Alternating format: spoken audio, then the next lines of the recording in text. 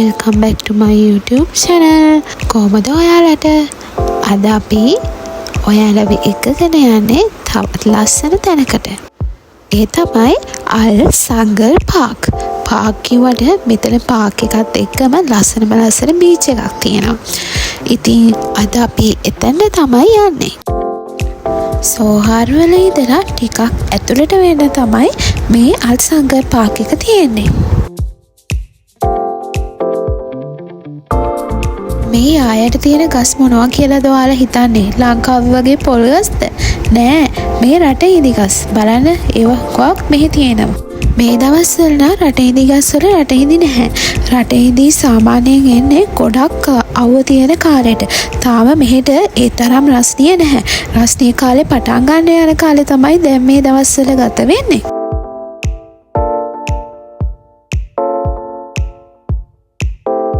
ඕමාන් වගේ රටක සෝහාර වගේ සිටි එකක් ඇතුලේ මේ වගේ ලස්සන තැනක් තියෙනවා කියලා හිතන්නවත් බෑ නේද?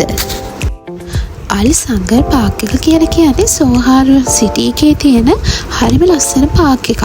මෙතනට ඕගොල්ලන්ට පික්නික් එකක් වගේ යන්න ඔයාලගේ පවුලේ අයත් එක්ක යාළුවොත් එක්ක ගිහින් රිලැක්ස් එකේ කාලය ගත කරන්න හොඳම තැනක් තමයි මේ අල් සංගල් පාක් එක කියලා කියන්නේ. මෙතන කිඩ්ස් ප්ලේ ඒරියා එකක් තියෙනවා. ඊට අමතරව තව ගාඩන් එකකුත් තියෙනවා.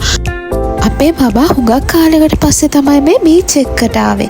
ඉතින් එයාව අපිට බීච් එකෙන් එළියට ගන්න නම් පුදුම අමාරුවක් තිබ්බේ.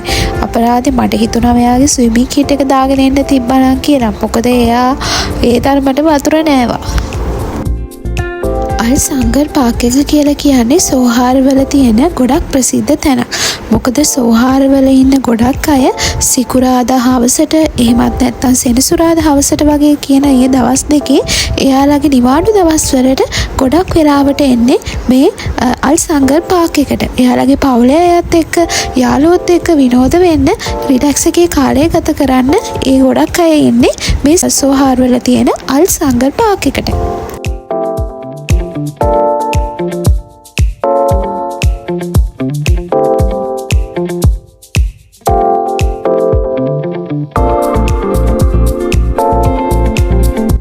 ඇත්තටම සෝහාර කියලා කියන්නේ ගොඩක් කාර්යබහුල නගරයක්. ඉතින් මේ වගේ කාර්යබහුල නගරයක් ඇතුලේ මේ වගේ කාම් එන්වයරන්මන්ට් එකක් තියෙන තැනක් කියන්නේම ඒ සෝහාර වල ඉන්න අයට ගොඩක් ලොකු අවස්ථාවක් කියලායි මම නම් හිතන්නේ.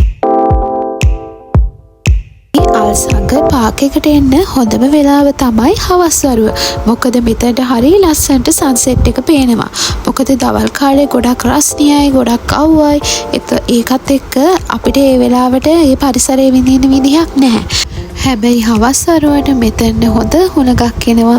ඒ වගේම මෙතන ඒ වෙලාවට තමයි හරිම ලස්සනට අපිට ඒ පරිසරය විඳින්න පුළුවන්කමක් තියෙන්නේ. අපිට මේවා දැක්කාම කියන්න පුළුවන් මේවා හරි ලස්සනයි නේද කියලා. හැබැයි මේ දේවල් ඒගොල්ලන්ට ස්වභාවිකව ලැබිච්ච දේවල් නෙමෙයි. ඕමාන් වගේ රටවල් වලට වැස්ස කියන දේ හරිම කලාතුරකින් එන දෙයක්. ඒක නිසා මේගොල්ලන්ට මේ දේවල් මේන්ටේන් කරන්න ගොඩක් ලොකු වියදමක් යනවා. ඒ වගේම තමයි මේවට වෝටර් සිස්ටම් දාලා තමයි මේ දේවල් වල ලස්සන තියාගෙන තියෙන්නේ. ඒ වුණාට ලංකාව ගත්තොත් එහෙම අපිට වැස්ස කියන දේ ස්වභාවික ලස්සන කියන දේ පරිසරයට ලැබිලා තියෙන්නේ හරියට ෆ්‍රී ගිෆ්ට් එකක් වගේ කියලායි මට නම් හිතෙන්නේ. මෙතන තව ගෝකාට් රේසිං ට්‍රැක් එකකුත් තිබ්බා.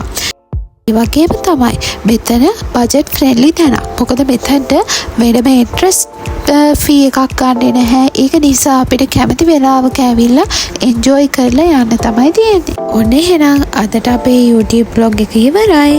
ආයෙත් දවසක ඔයගොල්ලන්ට ලස්සන තැනක වීඩියෝ එකක් අරගෙන එන්න. එතකන් ඔයගොල්ලෝ පරිස්සමෙන් ඉන්න. මගේ YouTube channel එක subscribe කරන්න. Bye.